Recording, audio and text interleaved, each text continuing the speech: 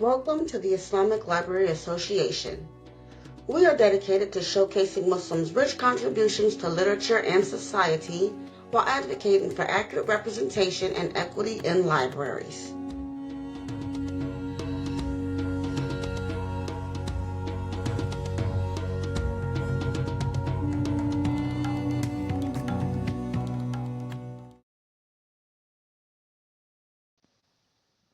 Hello and assalamu alaikum everyone. My name is Khalisah Harris. I am a librarian and the founder of the Islamic Library Association, which advocates for the equitable representation of Islamic faith-based literature. We also highlight the contributions that Muslims make within the literary landscape. We want to thank you for tuning into our conversation, and today we are here with the author, educator, Nora Mohtadi. Nora Mohtadi is an author, educator, and a mother of 5. She noticed that students' curiosity about her culture prompted her to write, so she authored Hijabi's ABCs to promote representation of modest girls. She also wrote Dreamers Like Me, which highlights 25 influential hijabi women and won the Regal Summit Award in 2024.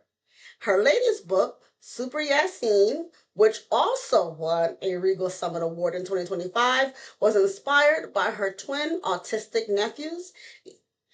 With over 15 years in teaching, she seeks to inspire a love of learning and reading through her writing. Thank you so much for joining us today, Nora. Your personal experiences have effects on your writing. Let's talk about that. Yes, of course. Like every author, we kind of take from our daily lives and our pasts and our presents and inshallah our futures. So obviously, being a mother, being an educator for 15 years and more, inshallah, Inshallah. has influenced my writing. Growing up, I've always written. My dad was a big promoter in literature and writing, and he would have us write stories and present it to him every weekend. So we had, yeah. So he used to make us write and write. And he's like, if you write, you'll know how to read. And if you read, you'll know how to write. So it comes hand in hand. And I think it was just ingrained in us. And then growing up, I did my bachelor's in English and my minor in, well, my focus was creative writing. And it was children's books, poetry, mostly poetry, but and then I wanted to use that my English degree, sorry, for teaching. So, and then, but in the back of my mind, I've always wanted to write. Okay. And I guess becoming a mother and instilling that love for reading, I saw the difficulty in it, especially in your when you see it in your own kids and you want them to read and love books. They wanted to attach themselves to characters that they saw in themselves that were mirrored, and they couldn't find any, so, or they were very limited. And so especially my daughter, she was into Disney and Disney princesses, and she asked me one day, why isn't there a hijabi princess? And I'm like, you know what, that's a really good question. Let's do something about that. And so hijabi ABCs also was brought up from that. Also, I teach at a public school through Dallas ISD, and my students are very, very curious about my hijab. And they ask me 100 questions, and I always tell them no question is a dumb question. Just go ahead and ask. And they would ask, "Oh, why do you wear it? Oh, what's under there?" Sometimes they're really young, so I happily answer. And so when I brought hijabi ABCs to my classroom, they were like, this explains, like, this explains a lot, like, about your character, about hijab. And then from then, Dreamers Like Me, I'm like, you know what, we need more influential people in my daughter's life, in my students' lives. And not only because the only Muslim they see is me. Mm-hmm. So I want them to know that there are famous Muslims out there, hijabi women out there that are changing the world. And they're alive, and you can contact them and you can talk to them and, follow them on Instagram or, TikTok. And, and so that's where Dreamers Like Me came about. So hijab for me is something that I've always loved and lived by, and it is my identity. And having books that show your identity is very important, especially with our kids growing up. You know, Lovely. So you've had a deeply rooted relationship with reading and writing with your yes, father. So yes. I'd say you've been embedded with that. Oh The yes. foundation. Oh yes. He used to drop us off at the library every single day, and he would just say, "Do your homework, then go read." Yeah. And he would just sit there and watch us. And so, my mom came from Iraq. My dad's Lebanese, and my dad actually knew 7 languages, and English was one of them. So he was very literate. My mom, on the other hand, she didn't know English coming to America, so she couldn't really help us with our homework. And so they would send us to the library, and at that time there was homework club or homework help at the library. And that's where we actually learned to read and write and love, and that was after school. So we went through school, and then after school we were again library till the library closed at 6 p.m. Yeah. So, and then we'd go home and have dinner, and that was every single day. And even on the weekends, we're like, what do we want to do? Let's go to the library. Like, because they had programs and it was fun. And so for me, I was done with the children's section. My dad goes, well, go to the young adult section Mhm. and start reading. And he never limited me as to what I should read. If I wanted to read horror, I would read horror.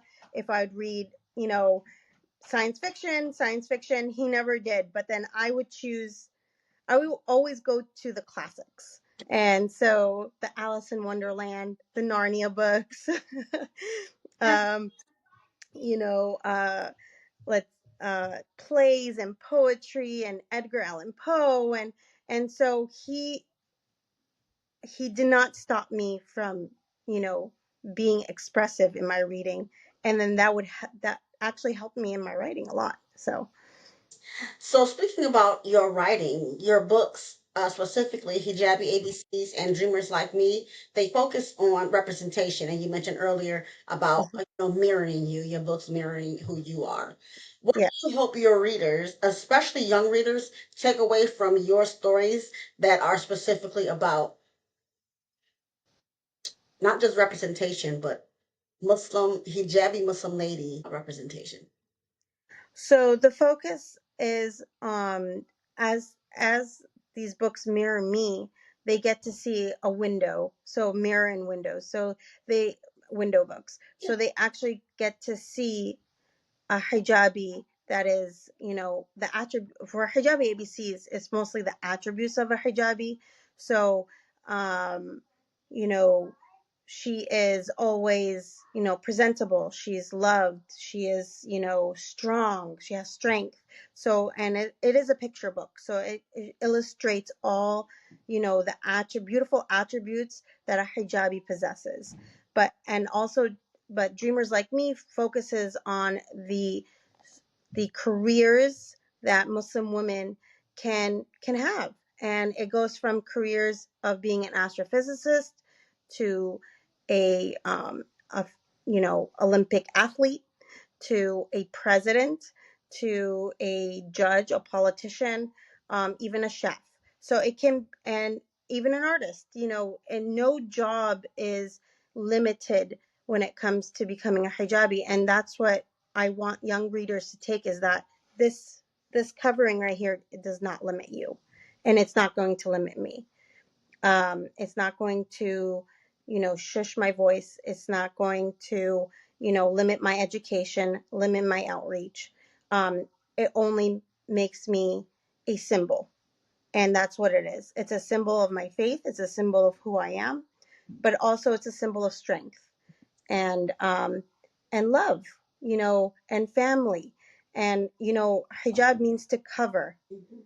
I am covered, but it does not cover my personality. It doesn't cover who I am. It That's actually shows it. So it portrays my personality and who I am. So that's Dreamers Like Me is about, showing the world that we exist and we have a voice and we are here loud and proud. Alhamdulillah. Alhamdulillah. So I take it that those will be the reasons why you think it's essential to have these books that showcase Yeah. Muslim women and girls, particularly those who are hijab. Do you think that these stories impact perceptions? It does, because the perception out there is that we are oppressed Mhm. and we are stay at home wives who just bear children and take care of them. Um, they don't realize that, yes, I'm an author. Yes, Tihaj Muhammad is a, fencer, but she's also a mother. She's also a writer. She's also, a spokesperson. She is all these things. And so we are not just one thing. We are not just oppressed women. We are actually not. We're the actual opposite. So, and it actually showcases that we we are not just stay-at-home moms that are culturally ingrained to stay at home and be nothing but mothers. And there's nothing wrong with being a stay-at-home mom and being a mother. My mother was a stay-at-home mom, and so and she's the biggest example of my life, because she raised us to be who I am right now. So she might not have had the courage to go out and work and be both, but being both a working mom and a mother is very difficult. It is. Is a difficult task, but it is a rewarding one. Yes, it is. So That's yes, great. but it showcases, this is what it showcases that girls out there can do anything, can be anything. And the main character of my story, Dreamers Like Me, her name is Ahlam, and she has this relationship with her father. Mhm. We always have this thing, especially in Arab culture, that a girl cannot speak freely to her father, Mm. and it's a cultural thing. But in essence, fathers are a great impact in their daughters' lives. And so, just like my father was a great impact educationally to me, uh, fathers are usually not seen as a positive figure in a Muslim household, and that's from movies and television shows, or even news reports. Mhm. They are biased against our fathers. And so she focuses on her father giving her the push to find these women, to be inspired by them. So um, also we also have to recognize the role of our fathers as well in our Muslim communities. Nice. So, how do you see your work contributing to a more inclusive literary landscape for Muslim children, their families, as well as society? So I see the impact, or I see it to be more inclusive for families by actually just putting my work out there. That is actually the hardest part, Okay. is actually going out there and promoting my work. Just putting it online and not talking about it and not pushing it forward in Muslim communities is not going to happen. No one's going to just pick up your book, maybe randomly pick up your book and decide to say, hey, this needs to be part of our lives. So it's the effort of going to the masajid, going to the community, also doing community events, to push awareness about my literary works. Um, Also, you know, being a presence.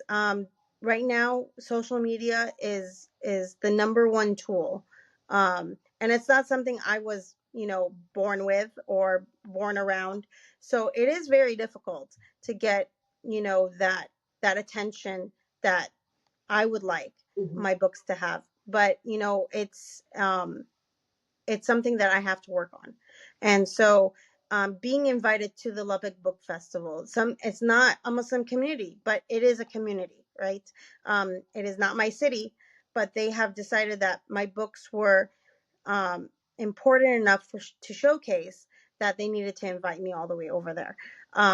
So even our local masajid or any festival of any kind, Frisco Library has reached out to me as well for September. So getting that awareness that, look, representation matters even in the public eye is very important.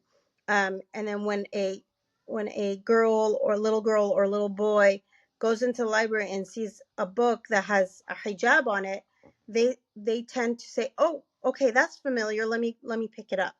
Rather, and they go by something that's familiar. So I would love for a little girl to walk into the Frisco Library and then see a book that has a hijabi in the cover, like right there, just right there, and say, "Oh, she kind of looks like me. Let me pick this up."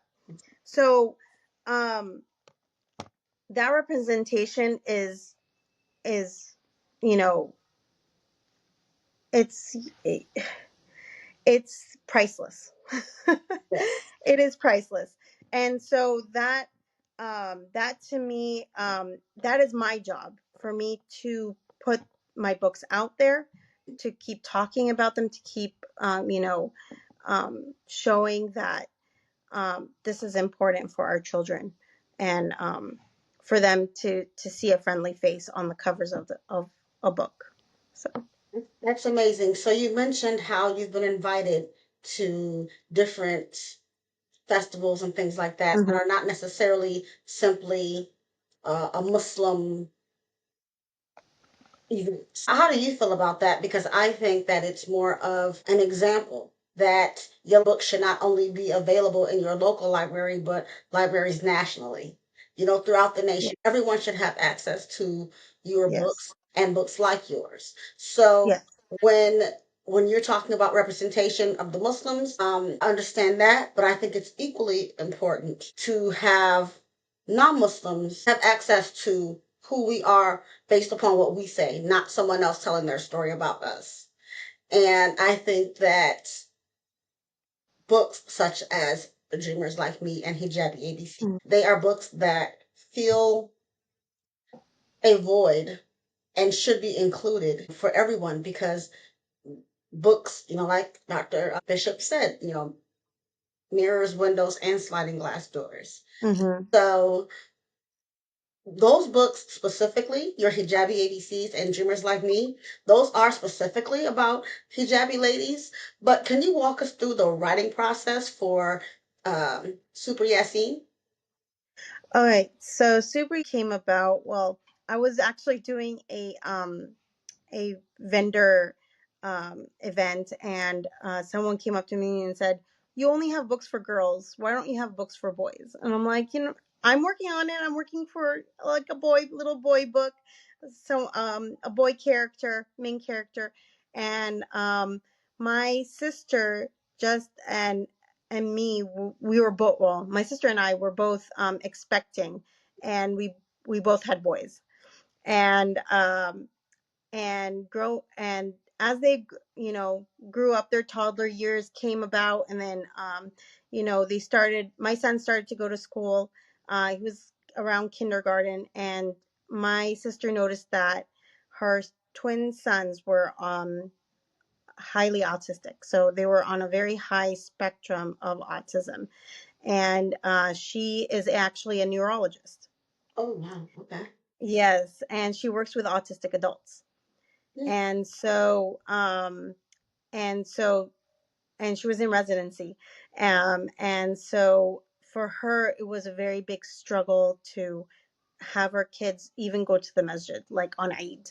Eid is such a very special time for families, for Muslim families, and for her to feel outcasted because her sons couldn't behave in the masjid, it broke her heart.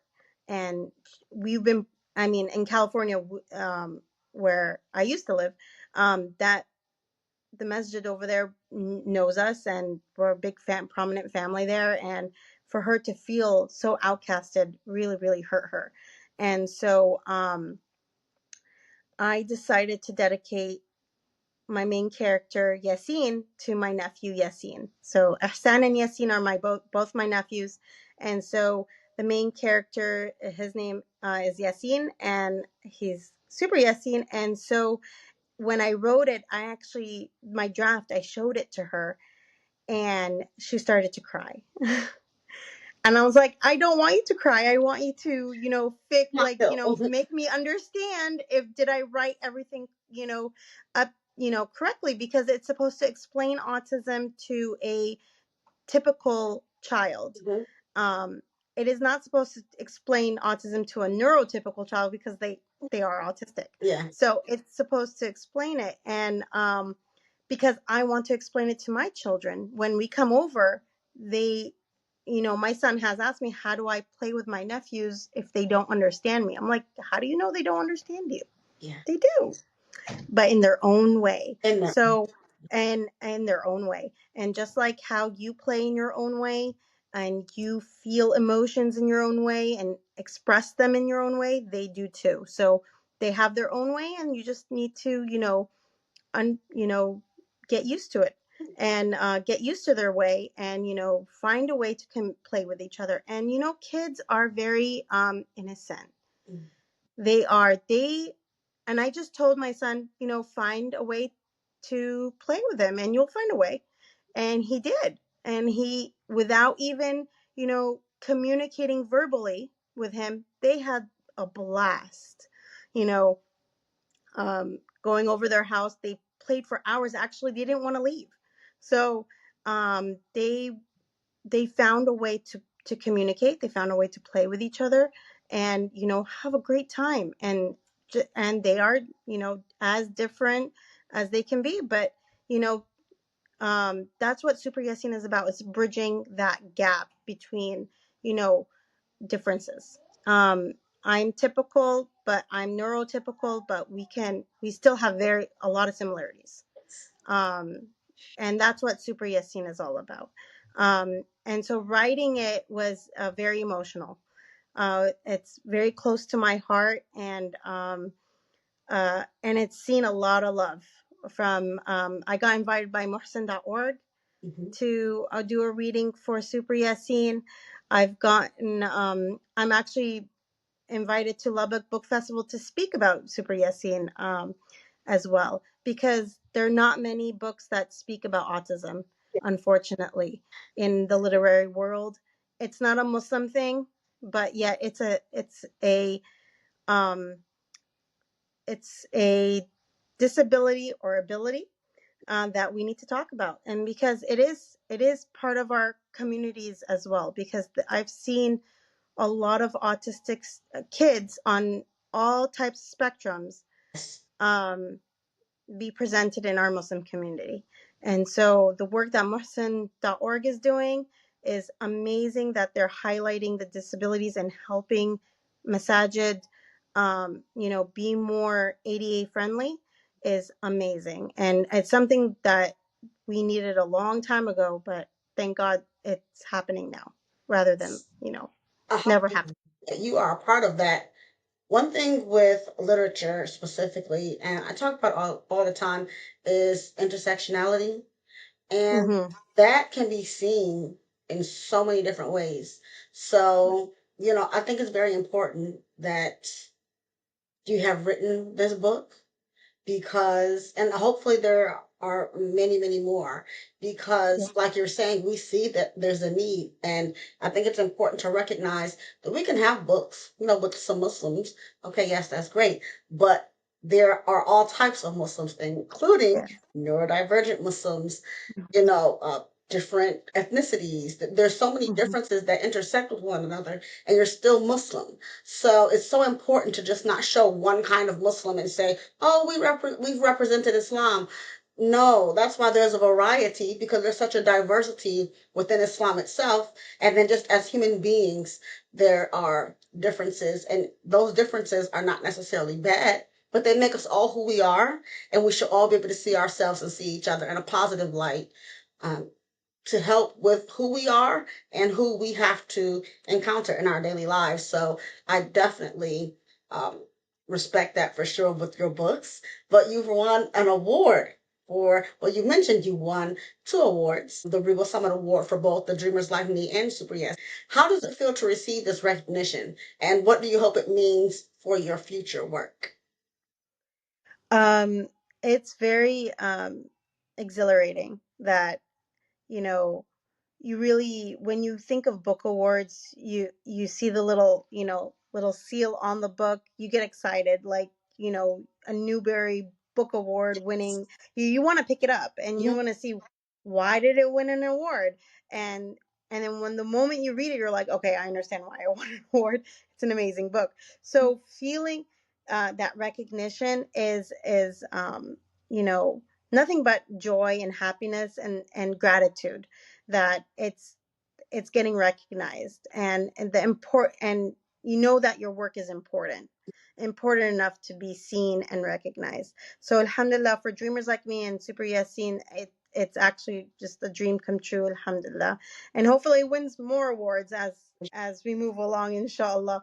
But when it comes to my future work, inshallah, I really want to focus on the disability, diversity side our of my characters. So Super Yasin will become like a series of super kids, and so the next one, I actually am excited to work on is a child from that has lost a limb, and we've seen this in recent news that children of war are losing limbs, and so um, just that disability side of it, and that gratitude as well that comes, with being, alhamdulillah, alive and well, and that support for the families. So the next character will be a little girl. I haven't decided the name yet, but I am working on the manuscript for a super little girl who has lost a limb and has that disability. Also working on deafness, because Muslim deafness is not, out there at all. Or, we don't talk about these disabilities. It's more like a taboo when we do. And, Mohsen and other organizations are bringing those disabilities up in the front, and, saying it's okay to be disabled. It's okay to be differently abled. You know, to be different is okay. It's not stigmatized. We should talk about it, and we should address it. So, and I feel like, our kiddos that don't, when we want to explain what's going on in the world, or what's going on in a child's life, is is very, taboo. Parents don't want to, talk about disabilities, but yet they're happening in families. And so it is very important for them, actually, for themselves to see themselves in books, and whether they recognize themselves or not. Um, and it's actually for families as well. And with Super Yasin, I've always said, oh, my nephew or my niece is autistic. And, this book will be great, even me to learn, like as an aunt or as a grandparent. So it's putting that representation out. And like you said, there are different types of Muslims out there. This is not just Arabs. We're not just Arabs. We're not just African Muslims. We're not just Arab Muslims. We're not just Desi Muslims. Uh, there are, and that's the beauty of Islam. Yes, it is. We come in every shape and color, so and ability. So that's really what I want to focus on in the future. I love it. What do you think your books will achieve in terms of representation and understanding, especially in children who may not see themselves in mainstream literature? And that it's similar, to what we're talking Yes. about, but because they may see themselves within their families, Hmm. but do you think it's just as important to see it in a book, even if they're experiencing it within their family or in school? What do you think Oh there's a yes, of difference? course. Just because we're Muslim doesn't mean we don't have problems. Yeah, we're not We exempt. have problems. We have. I'm going to have a teenager in maybe 5 years, and 5 years time. Just thinking about it. Um, I'm going to have to know how to address these, and they're going to have the same issues that a non-Muslim family might, have experienced. So it's our experiences are very similar. It doesn't, I mean, family dynamics are very are beautiful. They're unique. They're different. And so what my experience as a teenager is going to be vastly different than my daughter's Mhm. experience as a teenager because we live in a different world. Sure. And we need books that actually highlight what they're going through right now. Hmm. Um you know I grew up with Harry Potter. Hmm. I love Harry Potter. I still do. And I I connected myself to the themes of being a hero, of being wise, of being knowledgeable like Hermione, like the characters. I saw myself in the characters. Now, were there Muslim characters in Harry Potter? No, there weren't. Obviously not. Did I wish there were? Yes, I wish it was more dynamic and more diverse and, you know, um more culturally based. And also gotten the comment, oh, we need sci-fi Muslim books. And I'm like, that's very interesting. Yes, we should have sci-fi Muslim main characters in books. And so the the creativity is endless. Yes. And so when you decide that a Muslim main character should have these attributes, should have, to be in a, let's say, science fiction book, you are giving that representation not only to Muslims, but to non Muslims. Uh, you know, it becomes a household name. Harry Potter is a household name. Now, Harry Potter is British. Am I British? No, I'm not British. I don't know anything about Britain. I'm living in London. Yeah. Um, but uh, but I connected to it. Hmm. And so you don't really have to be you don't have to be Muslim to connect to a hijabi Hmm. warrior character or a strong male, you know, loving father character in a book who happens to be Muslim. So it broadens the spectrum of a child's mind rather than filling it with, stereotypes and having a negative view of a Muslim. You actually having positive characters in front of all children. And when a Muslim child sees himself in a book, he feels validated. He or she feels validated. And so it is very important that not only me as an author, but all authors focus our energy on, our future children who would see themselves in books, and not only in Muslim bookstores but in public libraries nationwide, and even indie bookstores or a bookstore they happen to walk in, and they see this book, and it's about a Muslim character. It's a good feeling when you feel represented. Yes. So yeah. So you mentioned the diversity to decrease stereotypes. Do you think that having books such as yours in public places, like you said, the bookstores, libraries, all these places, what impact do you think that would have on society for positive stories and accurate and diverse stories about Muslims to be available to everyone? I see it in my students already. When they pick up a book and they see a Muslim character in it, they say, Miss Motadi, there, there's someone who looks like you in this book. Mm. And I'm like, oh, really? Let me see it. and let me know about this. And so Mm-hmm. they recognize that I'm not the only one out there. There Mm-hmm. are others like me out there, and we're not, you know, we're all the same, living our lives, taking care of our kids, going to school, picking up groceries. I am not an alien concept Yeah. to these children. And it only brings out, the best in us.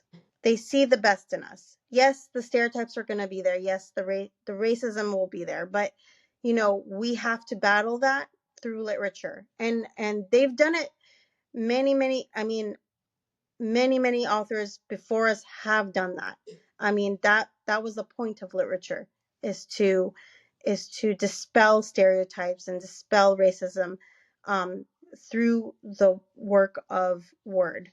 Yes. And it is an art form. Mm. It is an art It form. is. It is representative of our cultures, of our religion, of our, and we are part of the society. Yes. Whether we believe it or not, we are part of this society, and we should be part of it, all of its facets. Yes. you know and being being out in public is the best thing we can do for ourselves, because we can actually show who we are, and we are human. Yes. you know we are not faultless. We do have faults.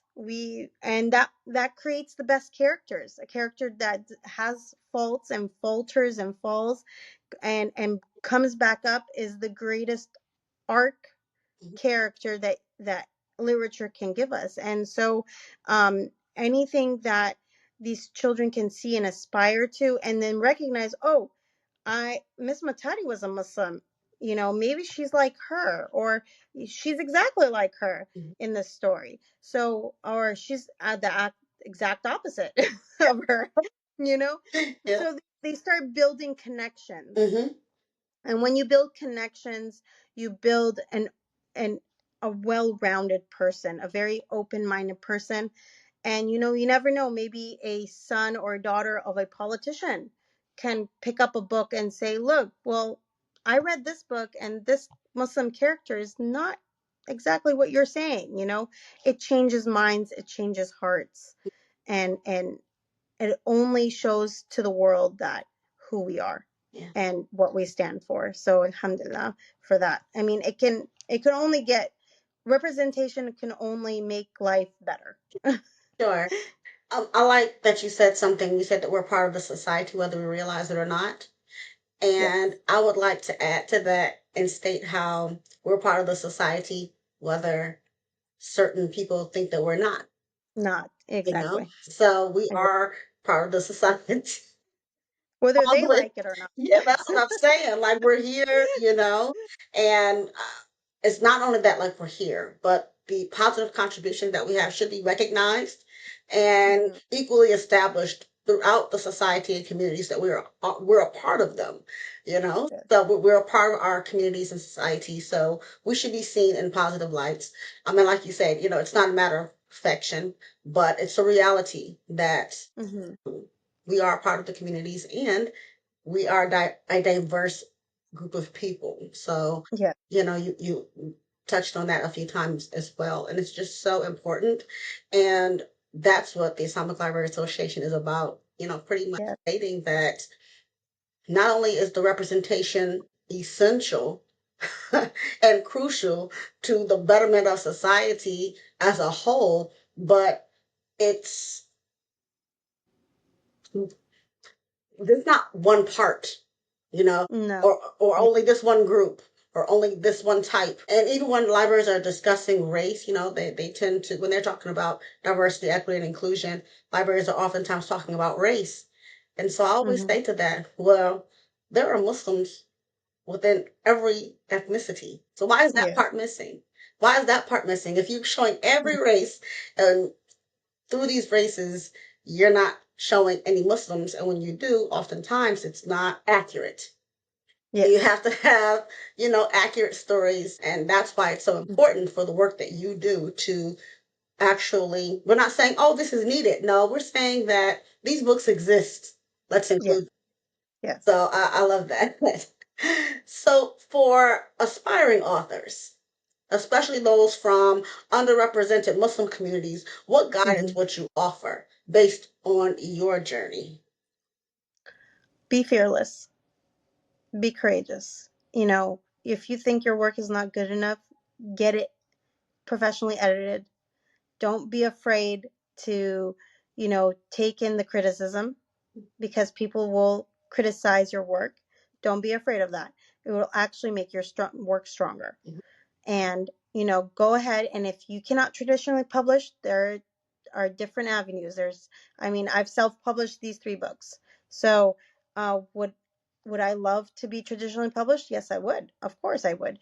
But it is an uphill battle, and it's something that you cannot give up on. Yes. And keep going at it, even though it seems bleak. Like, just go ahead and, send it out, get it revised, get it edited, and, send it out to the world. And, it will do fine. You know, push as much as you can, and it will get recognized, inshallah it will. And so your hard work will never go unrecognized. um, it will get recognized by your friends, by your family. That's the first step, Hmm. right? Hmm. And then afterwards, once you start working toward it, it will start to shine. So it is not an easy task. People think that, oh, you wrote a children's book, how hard can it be? uh Getting it out there is the hardest part. Hmm. um you know Talking about it is the hardest, is hard. And showing the world that it is needed, it is important enough to be in institutions like libraries and schools and bookstores, is you'd have to have the art of persuasion. Yes, for sure. But also your work should shine on it, on its own, pretty much. So again, it's okay to go back to the drawing board. Hmm. And I have, with Dreamers Like Me, I've gone, and my Dreamers Like Me is actually edited by an editor, Sarah Jiroki, and she was amazing. And go ahead and include non-Muslims. Hmm. Yeah. Include non-Muslims, because I feel like when you include them, they feel like they're part of the process. And when they're part of the process, they understand where you're coming from. And they understand, she's an editor and I'm the author. And so she's seen my manuscript, she's seen my illustrations. And for her to guide me, even though she's not a Muslim, she's not an expert in hijab or hijab, Yeah. in any of these women. She might have heard of maybe one or two, but she guided me in a way where my writing became stronger and better. And I feel like the character became really well developed, especially in dialogue, and you know in showcasing Ahlam and showcasing these women. So do not be afraid to bring in other community members Hmm. to critique your work. And take take all the advice that you can, and then take whatever is good for you, and then go with it, inshallah. Whoever's an aspiring author and is struggling to get their work out, I hope that is a beacon of light for them. Yeah. Yes, I think that's amazing advice, to be fearless. That's excellent advice. Due to the way things are, you know that it is a challenge. Yes, it is. However, we can beat those odds, and together we Yeah, can beat those odds. So you exactly. have your work, I have my work, and Mm-hmm. we have to work together because nobody's going to just give it Exactly. to us or do it for us. We have to be what we don't see, but we know that we need. So, Yes, you have to be the support system mhm. um, for each other. you know and when I see an uh, author's table, and she's Muslim and she's trying to get her book out, the first thing I do is go and I talk to her, and I want to know her story and I want to know what she's written. And I actually purchased the books from her, Yeah. like a book, because having each other's backs as authors, as Muslim women, especially Muslim women, is very, very important. Mhm. So that we can get ourselves out there and beat those stereotypes and, put our face forward in a very positive light. And only coming together will do that. Yeah. So, I mean, if it wasn't for you reaching out to me and me loving your posts, I mean, and having each other's support, this interview wouldn't have happened. So, um, so, um, alhamdulillah for that. Yes, definitely. I really appreciate that. But you were talking about supporting one another. Hmm. On that note, where can people find your work? So, alhamdulillah, my books are actually on every online platform, bookstore platform. They are online, so it's on Amazon. It's in Barnes and Noble online. It's in online indie stores as well. So if you like to shop at bookshop.org, or if you like to shop at Barnes and Noble rather than Amazon, it's in a variety of places. So alhamdulillah, it is only online right now. It has not hit the bookstores yet. I have to do that. I have to do the legwork for that. But I am invited to Lubbock Book Festival, where hopefully they get my book out in Lubbock, maybe a bookstore out in Lubbock. Also, Frisco Library has invited me, so in Frisco, um, hopefully you'll see my book in Frisco hopefully soon. Um, and so that, to me, that is my job, to get it out in physical bookstores. But right now, online, it's on every major online bookstore. So Amazing. Alhamdulillah. yeah, Well, thank you alhamdulillah. so much for your amazing work, your talent, your work ethic, all that you do. And you're still a mother. It's amazing what you're doing. Please, please keep up the good work. But I feel like I don't have to tell you that. I think we'll see a whole lot more of you. You've already mentioned a Thank couple you. of projects that you're currently working on. Inshallah. So all of that is great. I really appreciate your time. That's all I have for you. But did you have anything else you would like to add? No, thank you so much for having me. And you continue to do the great work of highlighting of authors, Muslim authors. And I'm also staying tuned to you as well. Thank So, you. alhamdulillah. But thank you again for having me. And thank you for your time. I appreciate that likewise. And we look forward to speaking to you soon. I hope you have a good day. Inshallah, you too. Assalamu alaikum. Assalamualaikum. Join the Islamic Library Association, and together we can shape a more inclusive future for literature.